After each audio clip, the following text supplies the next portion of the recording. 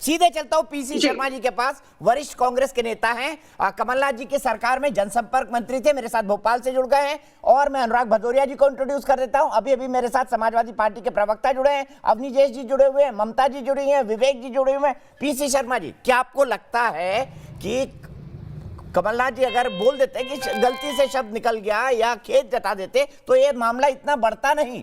वो इसको जस्टिफाई करने में क्यों लगे हैं कि आइटम तो विधानसभा में भी होता है, लोकसभा में भी होता है, लेकिन एक महिला के संदर्भ में आइटम बोलना मध्य प्रदेश में क्या इसको माना जाता है? आप और मैं दोनों जानते हैं 100 टन माल को क्या जाना बोला जाता है, हम दोनों जानते हैं।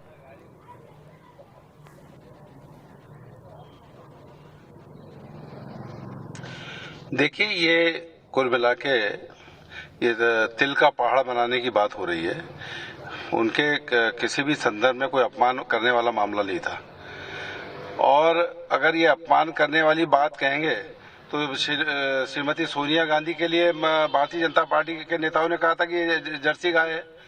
ये एक निवेदिता कलेक्टर थी यहाँ के राजगढ़ की, और उन्होंने कोई भारतीय जनता पार्टी की एक सभा में एक्शन ले लिया था, तो कहा था ये collector Nivedita collector IAS officer, कहा था कि ये कांग्रेस को दूध पिलाती है। ये भारतीय जनता पार्टी की मानसिकता है। और अगर मानसिकता अगर आपकी ये है तो आपका सोच भी वैसा ही है। आप वही सोचते हो जो आप सोच सकते हो। लेकिन मैं कहना चाहता हूं कि अगर शिवराज सिंह चौहान को मौन व्रत करना था तो ये पिछले 6 महीने के अंदर हिंदुस्तान में महिला अपराध में नंबर 1 पे आ गया है। कल रीवा के अंदर एक महिला के साथ थाने के अंदर गैंगरेप हुआ। इनकी बातें क्यों नहीं करते? ये इन बातों को इसके लिए बैठे धरने पे कि ये गलत हो गया। ये मौन व्रत तो वैसे ही हो गया जो भगवान कृष्ण ने पुतना को मारा था तो कंस उस समय मौन व्रत पे बैठ गया था। तो ये एक ढोंग है। और मतलब आप कह रहे हैं शिवराज सिंह चौहान कंस मामा है? पीसी शर्मा जी, आप कह रहे हैं शिवराज सिंह चौहान कंस मामा है? नहीं, बिल्कुल। ये मैंने कहा है कि कंस बैठा था उस समय और आज ये मौन व्रत पे बैठ गए। और मैं ये भी कहना चाहता हूं कि 3-3 जगह बैठ रहे हैं।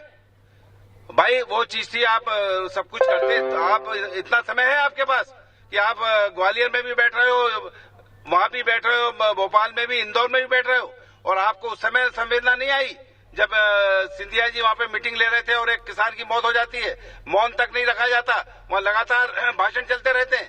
ये हालत है इनकी। ये केवल सोच है, ये केवल पॉलिटिकल माइलेज उठाना चाहते हैं।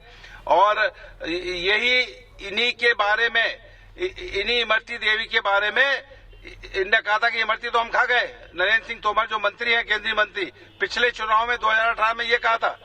और अभी ये कहा है कि ये जितने भी आए हैं ये चाहे इमरती देवी और दूसरों रिजेक्टेड माल है वहां का कांग्रेस का। तो ये सब बातें कर रहे हैं, ये केंद्रीय मंत्री भी कर रहे हैं और इस तरह की बातें हमेशा की। लेकिन आज ये जब देख रहे हैं कि 28 की 28 सीट हम जीतने जा रहे हैं।